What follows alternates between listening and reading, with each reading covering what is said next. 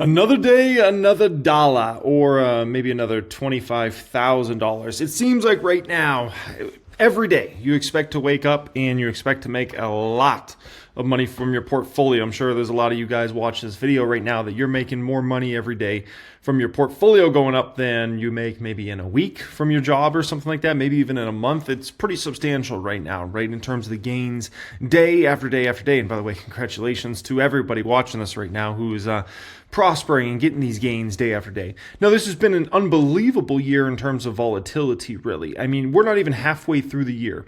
And to illustrate this point, I want to look back at the public accounts so far this year. This portfolio entered the year at a little under $3 million, $2.98 million it was December 31st, 2024.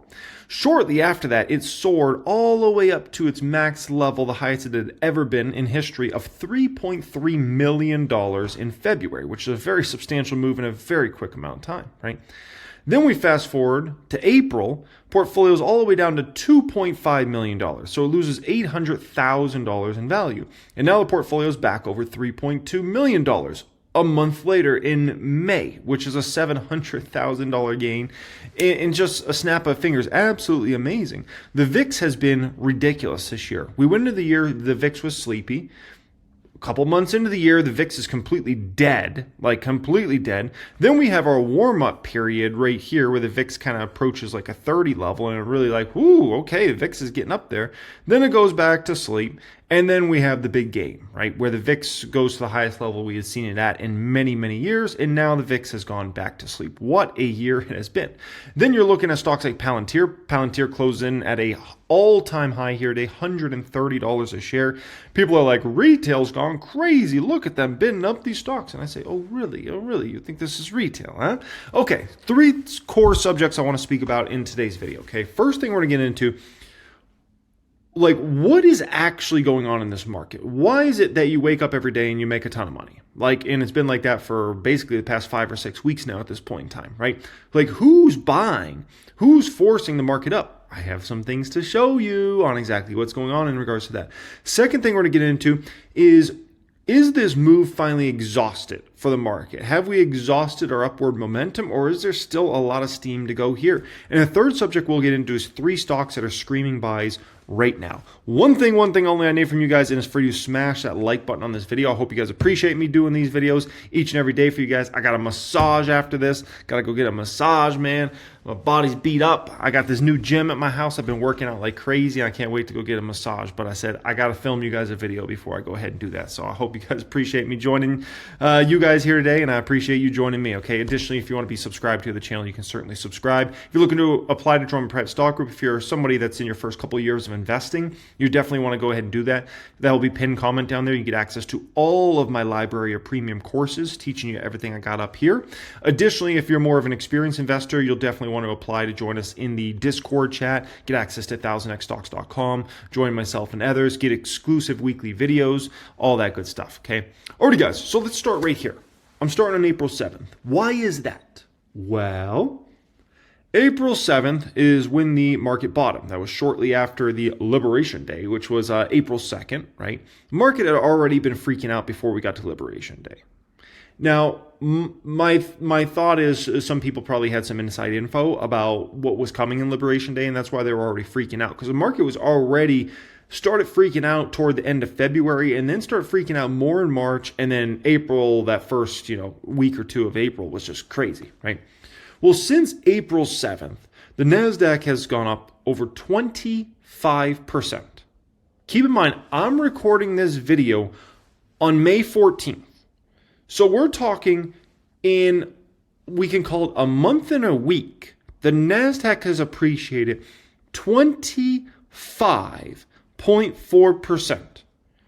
That is ridiculous for a month and a week performance. If the NASDAQ went up 25% in a year, in an entire year, that would be a banger of a year for the NASDAQ. Phenomenal. Top tier, right? We're talking 25% plus in a month and a week. Well, you gotta be flipping my flapjacks. Now, on that April 7th, I did a video for you guys called This Stock Market is Easy Money, right? And I pointed this video out a few days ago for you guys. make more money than you ever dreamt. Such an important video. And I know some of you guys got a chance to go back and watch that video. I'm so happy you did, because what I talked about in that video is so important to understand in future crashes, future major corrections, what I laid out in that video there. And obviously that ended up being the bottom of the market literally on the day I posted that video. And by the way, shout out to you, some of you guys that went back and watched that video. But trust me, for some of you guys that have not got to see that video, go back and watch that later tonight or tomorrow or something like that, okay? That's a video you'll find on the channel called This Stock Market is Easy Money. Trust me, it is well worth a watch. Well worth, okay? Now, look at this here. What I'm showing you is the NASDAQ, right? And I'm showing you back in 2022. And the reason I'm showing you this here is in 2022, we did not have a V-shaped recovery. It was more like a W-shaped recovery kind of going through that whole situation, right? But recently, we've had nothing. This is like the definition of a V-shaped recovery. Like the definition is literally a V-shaped recovery is what is going on right now, where we're getting dang close to now new all-time highs, right? All-time highs are within reach. And gosh, if we go back a month and a week ago, go back to April 7th, I mean, people were thinking we weren't going to be anywhere close to all-time highs for a long time. They certainly didn't think we could hit it this year. And imagine we hit new all-time highs in June. Imagine we hit new all-time highs in June. How crazy that's going to be. It'd be even crazier if it happened in May. But like to think like a month or two later from that event, like, oh, could we be at all-time highs? It's in reach, right? But the reason I want to show you 2022 in how that differs from what we went through recently and why 2022 was not a V-shaped recovery and why this is a V-shaped recovery. Here's the deal, okay? Let me start out with 2025 and then we'll go through 2022 and how they differ. 2025, what we just went through, that was worries. What's Trump going to do? What's going to happen with tariffs? Recession worries. What's the Fed going to do in this environment? What's this going to do to inflation numbers? Worries, worries, worries, worries, but nothing concrete. Nothing. Absolutely nothing. You can say, well, the tariff rates that Trump put on, that was concrete. No, that wasn't either. Nothing. It was literally just panic and fear over what might transpire, might happen. And that can get the market to go down very sharply. But as soon as that fear starts to alleviate, you get a snapback V-shaped recovery. In order to get a sustained downward move for a market, where a market is down for a year, 2 years, and it doesn't go through a V-shaped recovery, it's more like a W, or let's call it a V, but the V's take several years. The only way, you have to have fundamentals deteriorate. You have to have like a great financial crisis type phenomenon where it's like multi-years of bad news, right? If I take you back to 2022, we did not have a V-shaped recovery. We had more of a W-shaped type recovery in that market, right? Where, from the 2021 high, it took us all the way out to, kind of around 2024 to get back to a new high, in the NASDAQ, right? But we had several fundamental problems, not like I'm worried, I'm scared that something might happen like what we just went through. No. We had multiple huge fundamental problems. One, earnings were tanking. If you look at what was happening with the biggest companies that matter the most to the stock market at the end of 2022, going into 2023, their earnings were tanking. Their growth rates were tanking, right? That's a very fundamental issue. Do we have that in the market? No. Earnings look great. Guidance looks fine. Two, inflation was completely out of control.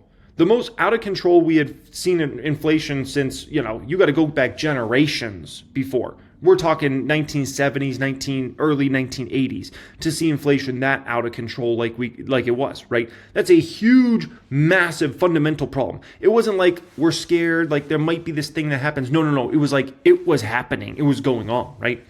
Third thing is we had an epic Fed change. Not like worries about what is the Fed going to do. No. It was happening. The Fed was raising rates at the fastest clip we ever seen them raise rates in modern times, if not ever in the history of the Federal Reserve. I mean, the way they went from basically 0% Fed funds rate to 5% plus, it was like in a snap of fingers, man. It was up in a straight line, right? And that's because that inflation is out of control. That's not a worry. That was like an actual fundamental issue working against the market. And then you had Russia, Ukraine on top of it. Not like, well, there might be something, there might be a conflict. No. Like it actually happened. That's why 2022 happened. And that's why 2022 was not just straight down, straight up. It was a process of going lower and lower and lower. And then as we climbed back, it was a process of going higher and higher until we finally got back to highs, after, multi years. What we went through recently, talk. This, action.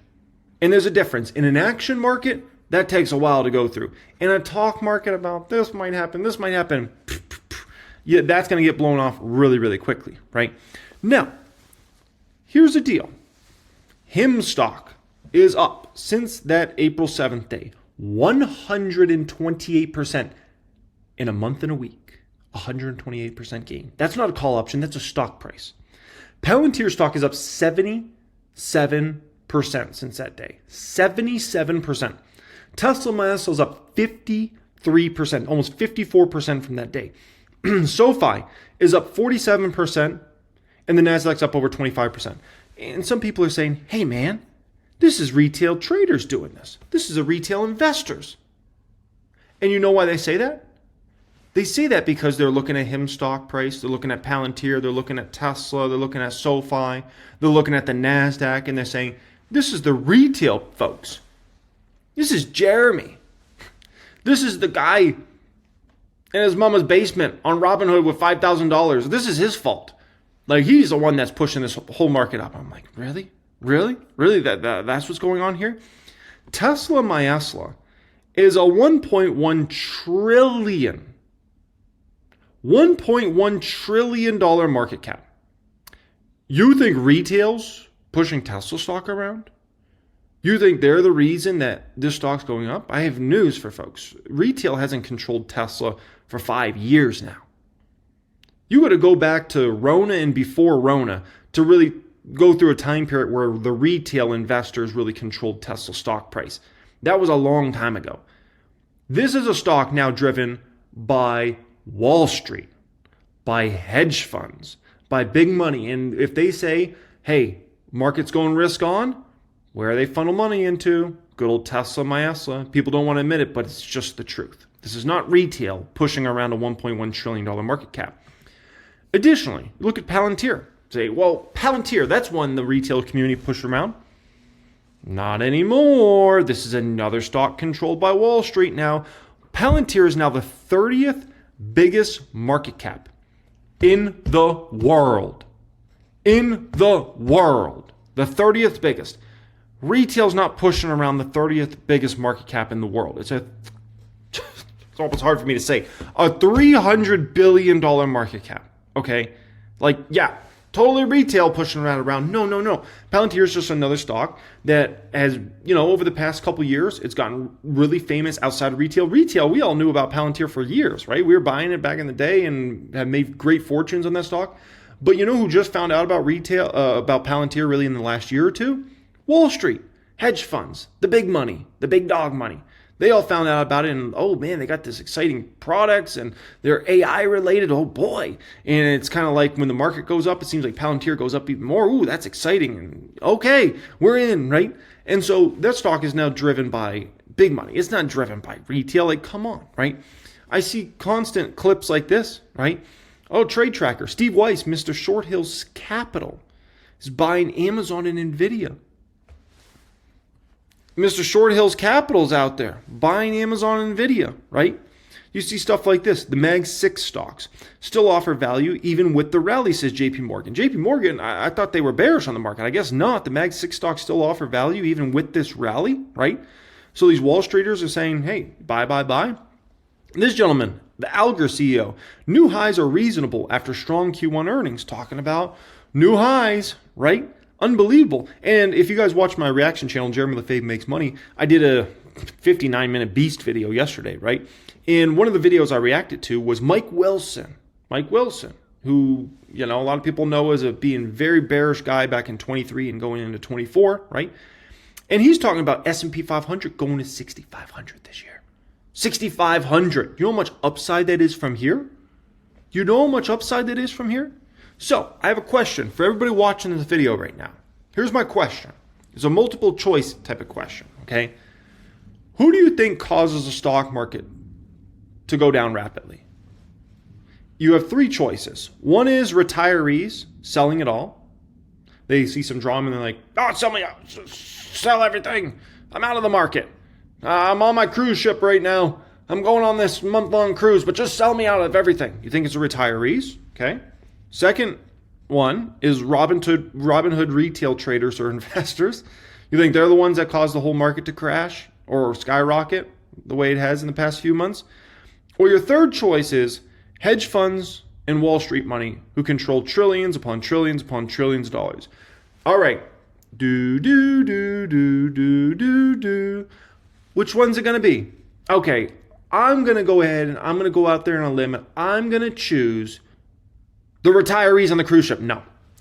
I'm going to choose the hedge funds and Wall Street money because that's who actually dictates whether the stock market goes climbing to the sky or crashing to the ground. And that's the ones that really are freaking out all the time, getting in, getting out. They're the ones that, going on the financial publications. I just sold out all these stocks and I'm buying all this and I'm going all cash and I'm going gold. And you know what? Now I'm buying NVIDIA. That's who's actually doing it. That's the sort of money that can cause a market to crash or skyrocket in a matter of days, weeks, and months. Okay.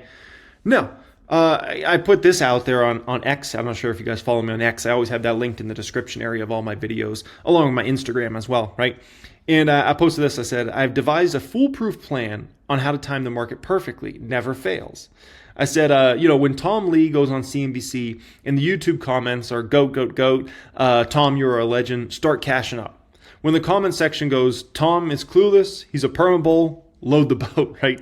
And, Tom Lee actually reposted that. I'm glad he's got a good sense of humor, right? But you got to understand, like a lot of retail folks in the market, right?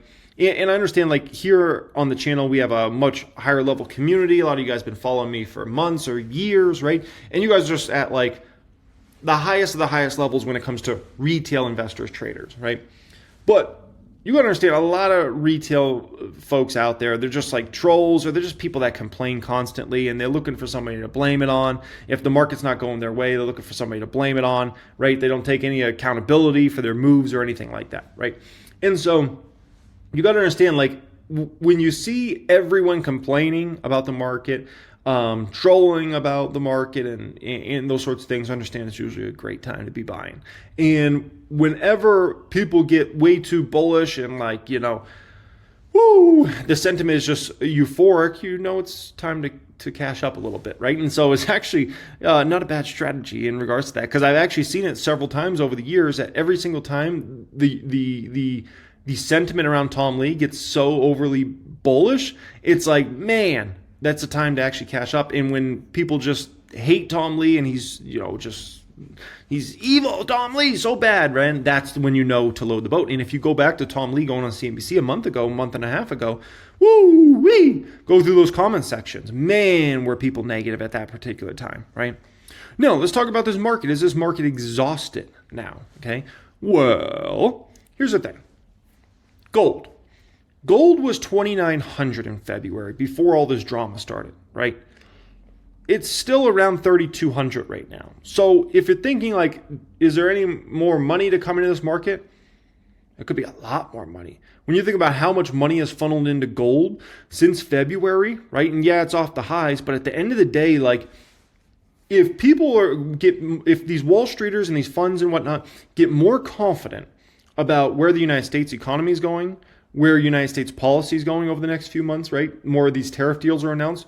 They will pull money out of gold and they will put money into the stock market. It's as simple as that. And if you want to know why gold went through such an insane bullish run in 2025, right? 2025, gold was 2,600 or so entering the year.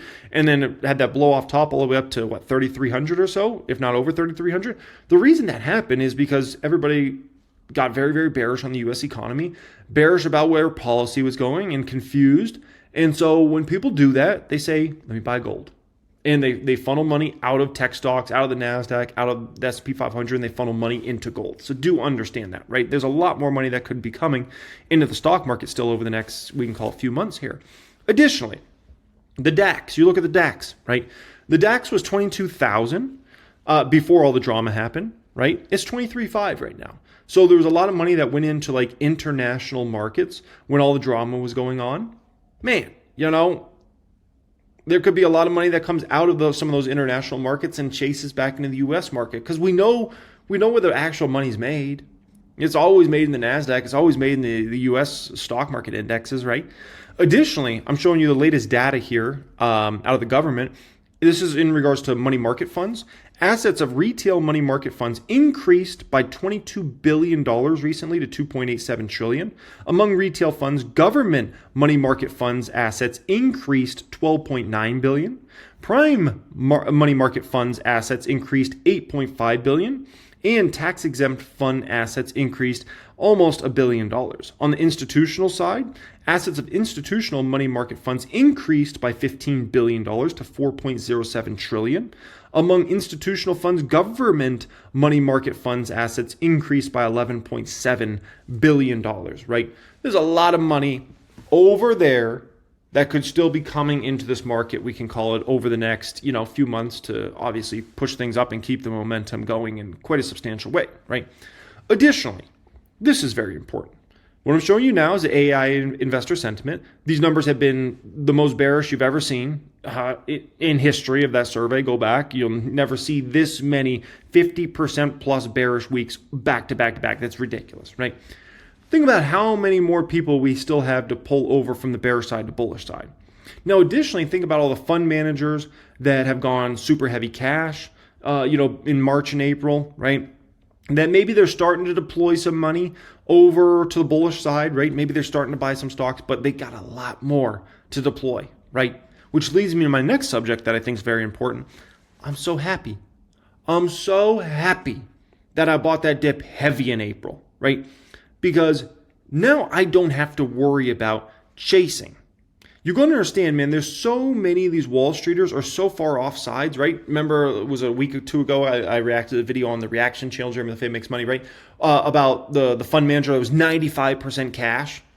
And the amount of these fund managers that have gone to gold, to cash, these sorts of things, right? To buy short-term treasuries because they weren't sure about what the market's going to do. These guys are in panic mode right now. I'm so happy to not be in that. Because, imagine you're heavy cash right now. And the NASDAQ just had a 25% run in a month and a week. What do you do? Do you then chase the market and feel like a fool if it starts to fall again? Do you keep waiting and hope it goes down again, and then the market just keeps running? Next thing you know, we're at all-time highs, and then we blow through those all-time highs? Do you want to talk about panic? You want to talk about brutal stress? To me, that's brutal stress. To do what I was doing in April and be buying stocks left and right and be stuffing money. I covered it all on the channel. I just bought $100,000 this stock and $150,000 here and $195. I covered it, right? And that's not stressful to me. That's not the stressful part. The stressful part would have been not buying or even selling during that time, going super heavy cash. And now, all of a sudden, what do? Oh my gosh. You want to talk about stress? And what do these Wall Streeters do? Do they keep holding out? Or are they going to flood money in this market?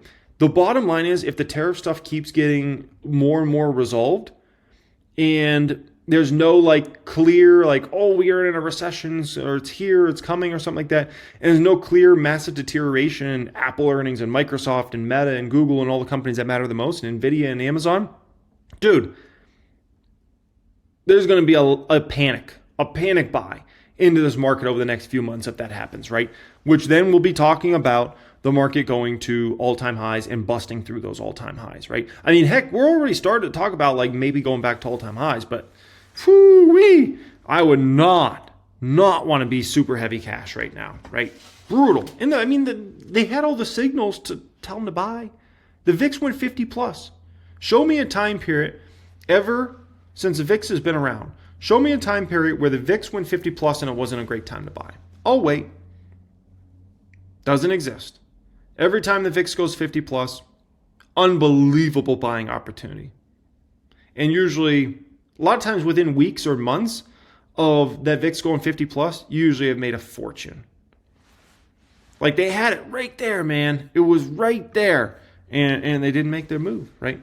Now, next up here, let's get into some stocks that are screaming buys still, even with this market, because let me be very clear.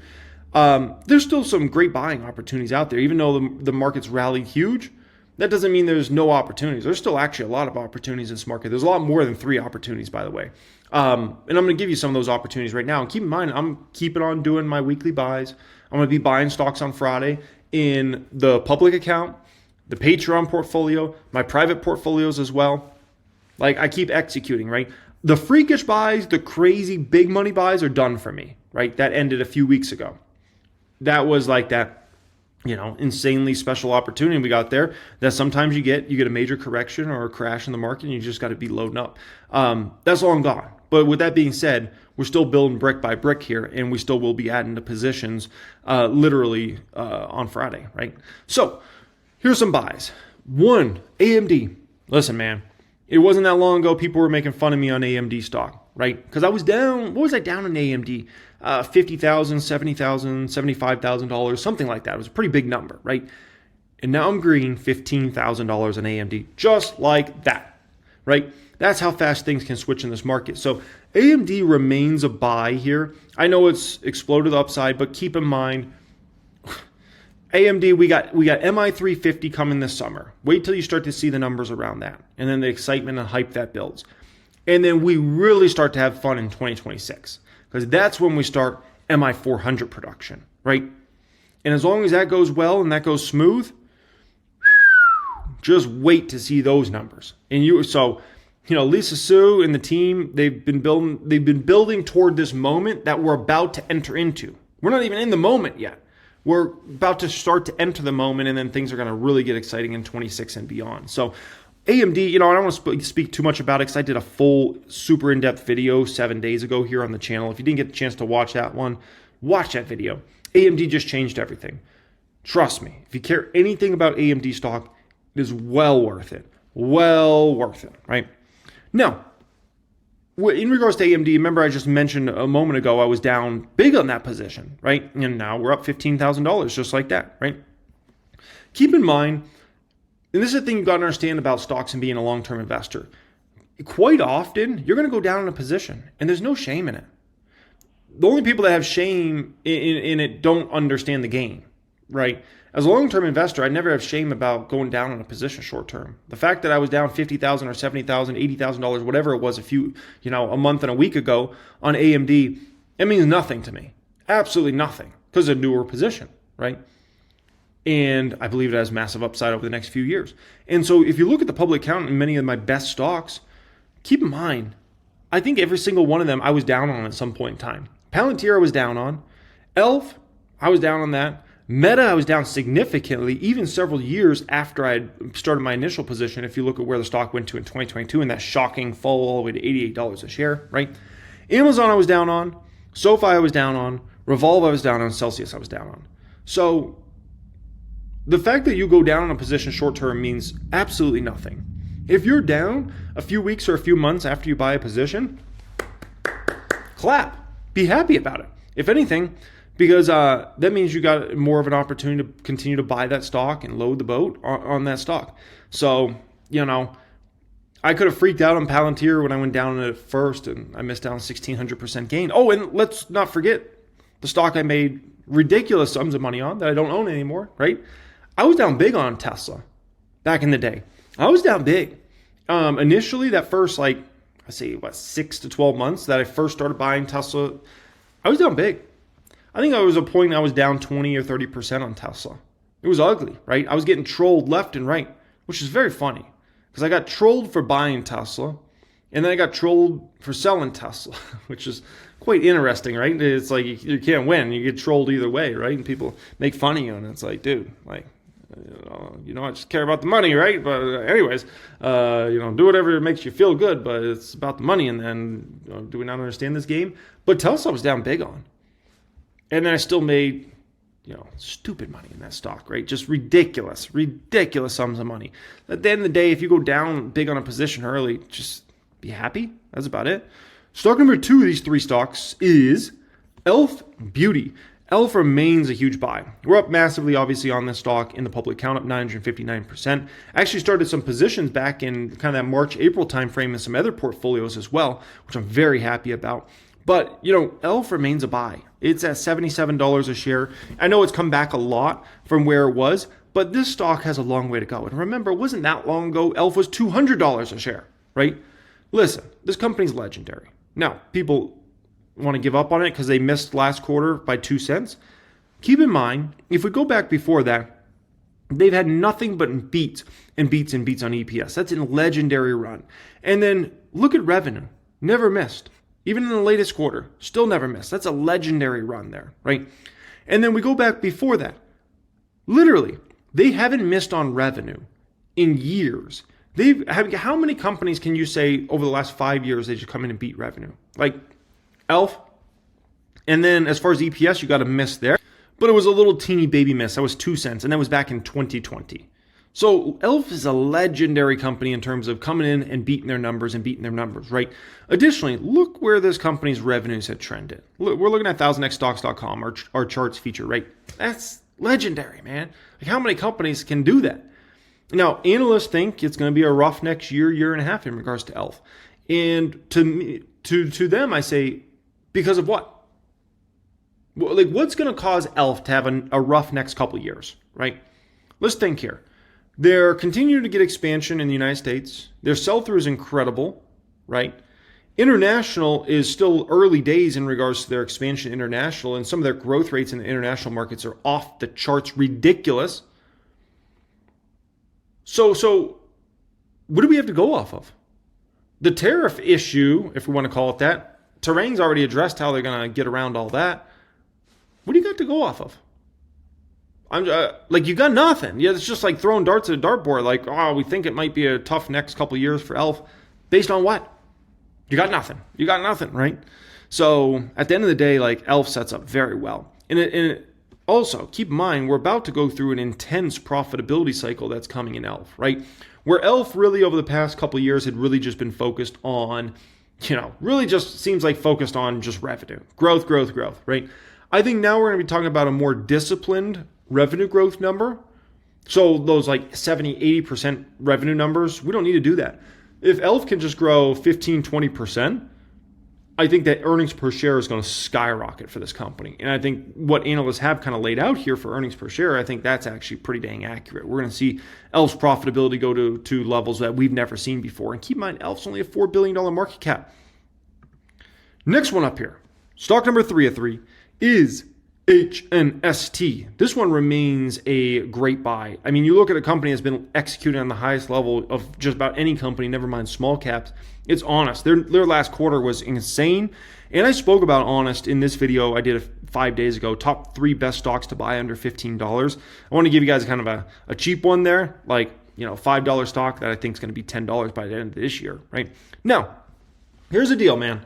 We're building brick by brick. We're building brick by brick. To build great portfolios, it takes time. It takes years. To build a truly great portfolio, it takes years of building that portfolio and building that portfolio and building the portfolio. And you want to build like building a brick wall, right? You want it to be strong, that it stays up for decades to go in the future. No one, at least I hope no one builds a brick wall like this. No one builds a brick wall to have it fall down a year later or 5 years later or 10 years later.